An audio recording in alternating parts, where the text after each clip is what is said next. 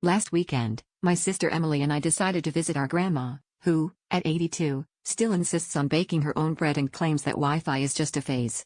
We pulled into her driveway, arms loaded with her favorite tea and, for some reason, a pineapple. Long story, expecting the usual smell of cinnamon and mothballs. Instead, we were greeted by a sight that can only be described as textile chaos. Yarn everywhere.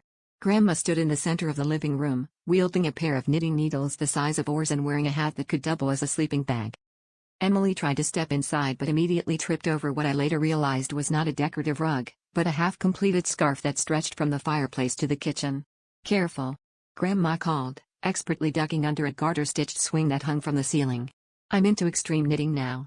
She gestured around proudly, and I swear the couch shivered under the weight of a colossal cable knit throw. The TV remote was cocooned in a woolly sleeve, and the family cat had completely vanished, though we did spot a suspiciously fuzzy lump moving near the armchair. We tried to make our way to the kitchen for tea, but it was like navigating a booby-trapped temple, Indiana Jones style, except every trap was made of yarn.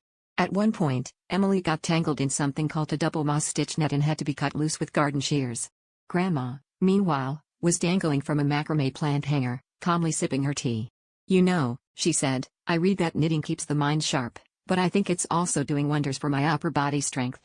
She flexed an arm and a spool of wool shot out of her sleeve like Spider-Man. After we finally made it to the kitchen, having lost 2 socks and most of our dignity, Grandma handed us each a pair of needles. "You're not leaving until you've finished a hat," she declared. Emily sighed. "Grandma, this is getting out of hand." Grandma just winked and said, "Darling, that's what you get for stringing me along."